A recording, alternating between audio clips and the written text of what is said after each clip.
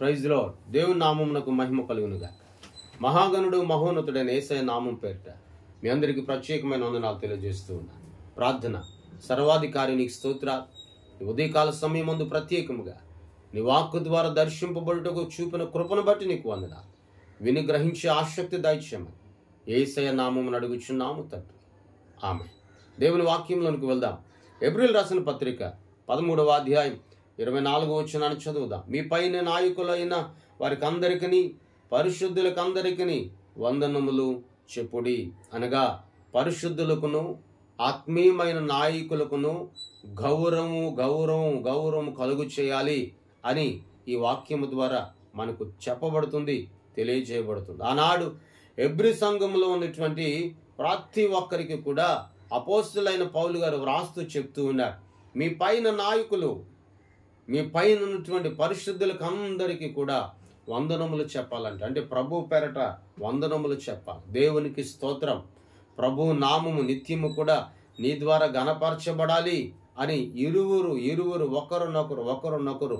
ఒకరినొకరు చెప్పాలి, చెప్పుకోవాలి అని వచనము ద్వారా చెప్పబడుతుంది. ఎందుకంటే ఎబ్రీ గ్రంథంలో ఈ మాట ఎబ్రీలకు ఎందుకు అపోస్తలులైన పౌలుగా తెలియజేస్తున్నారు అంటే, చాలామంది ఆ ఎబ్రీ సంఘంలో ఉన్నవారే కాదు, మన మధ్యలో ఉన్నవారు కూడా పెద్దలను అనగా ఆత్మీయమైన నాయకులను లెక్క చేయకపోవడం, ఆత్మీయమైన నాయకులకు గౌరవం ఇవ్వకపోవడం, పరిశుద్ధులను సులకనగా చూడడం, పరిశుద్ధుల గూర్చి సులకనగా మాట్లాడడం, పరిశుద్ధులను గూర్చి సులకనగా వ్యవహరించడం అనేది జరుగుతుంది నేడు దినాల్లో.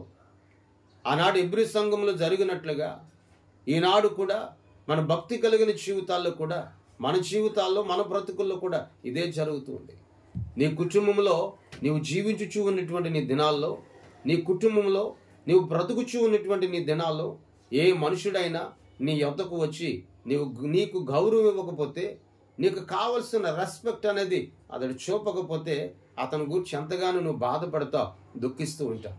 ప్రభులు వారు సెలవిచ్చుచున్నటువంటి మాట ఇక్కడ అంటాడు కదా, అందరికీ కూడా వందనములు చెప్పుడి. వందనములు చెప్పుట అనేది ఒక క్రైస్తవుని యొక్క శ్రేష్టమైన లక్షణం అండి. వందనాలు చెప్పడం అనేది, ప్రభు పేరట వందనాలు చెప్పడం అనేది ఒక క్రైస్తవుల్లో ఉన్నటువంటి ఒక మేలైనటువంటి ఆశీర్వాదమునకు కారణం. అది చూచినది. ఆనాడు మన పితరులను మనం చూచినప్పుడు ఒకరినొకరు పలకరించుకునే విషయంలో, ఒకరినొకరు మాట్లాడుకునే విషయంలో మొదట ప్రభువుని వారు స్తుతించేవారు, మొదట ప్రభువుని వారు గణపరిచేవారు. ఒక దైవజనుడు వస్తూ ఉంటే ఆ దైవజనుడు వచ్చుచుండగా ఆ దైవజనుని ఎదుర్కొనుటకు పోయి ఆ దైవజనునికి వారు నమస్కరించేవారట, ఆ దైవజనునికి విలువనిచ్చేవారట. నేడు దినాల్లో నీ పైన నాయకులకు కానీ, నీ పైన పరిశుద్ధులకు కానీ నువ్వు విలువనిస్తున్నావా? తుచ్చమైన వారికి, లోక సంబంధమైన వారికి, అనీతిపరులైనటువంటి మనుషులకు, దేవుని వాక్యము లేనిటువంటి మనుషులకు, మహిమా శక్తి లేనిటువంటి మనుషులకు నువ్వు విలువనిస్తున్నావేమో కానీ నీ పైన ఉన్నటువంటి పరిశుద్ధులైన నాయకులకు, పరిశుద్ధులకు నువ్వు విలువనివ్వలేకపోతున్నావు. పరిశుద్ధులను గుర్తించినప్పుడు, పరిశుద్ధమైన జీవితాన్ని అనుభవించినప్పుడు నువ్వు అడుగు పెడుతున్న స్థలం, నీవు అడుగు పెడుతున్న ఇల్లు నిత్యము దీవించబడుతుంది, ఆశీర్వదించబడుతుంది.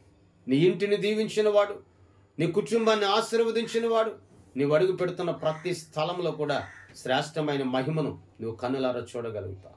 ఆనాడు ఎబ్రీ సంఘంలో ఉన్న ప్రతి ఒక్కరికి కూడా పౌలు గారు తెలియజేసినట్లుగా నీ జీవితంలో కూడా నీ కొరకు ప్రార్థించేవారు, నీ కొరకు కనిపెట్టేవారు, నీ కొరకు మోకరిల్లేవారు, నీ కొరకు పరిశుద్ధమైనటువంటి మాటలు నీకును నీ కుటుంబానికి అందించే వారికి ఒక విలువ అనేది నువ్వు కలుగు చేయాలి.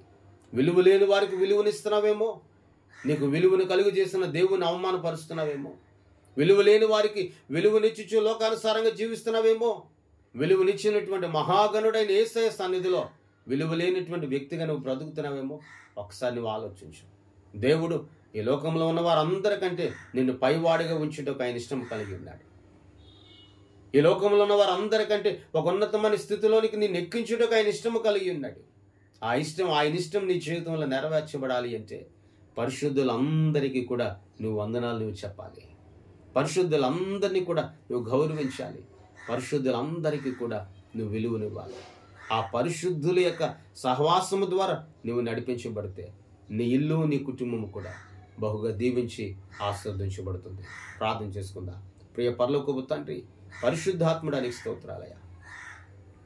నీ పైన నాయకులు అందరికీ, నీ పైన పరిశుద్ధులందరికీ వందనములు చెప్పుడని సెలవిచ్చావు ప్రభా. అవునయ్యా, మా కొరకు ప్రార్థించేవారు, కనిపెట్టేవారు, ఉపవాసం ఉండేవారు, వారికి ప్రభువా మేము తగిన విలువనివ్వలేకపోతున్నామేమో. విలువనిచ్చే భాగ్యమును మాకు దయచేయండి. తోడయండి, బలపరచండి, శక్తిని దయచేయండి, ఆరోగ్యము కలుగు చేయండి. అడుగు పెడుతున్న చోటల్లా స్థలముల నిత్యమైన దీవునితో నింపమని, మహిమ ఘనత మీరే పొందమని యేసయ్య నామమున అడుగుచున్నాము తండ్రి. ఆమేన్. దేవుని సన్నిధి మీ అందరికీ సదాకాలం తోడయండి నడిపించును గాక. ఆమేన్, ఆమేన్, ఆమేన్. మీ అందరికీ వందనాలు తెలియజేస్తుంది.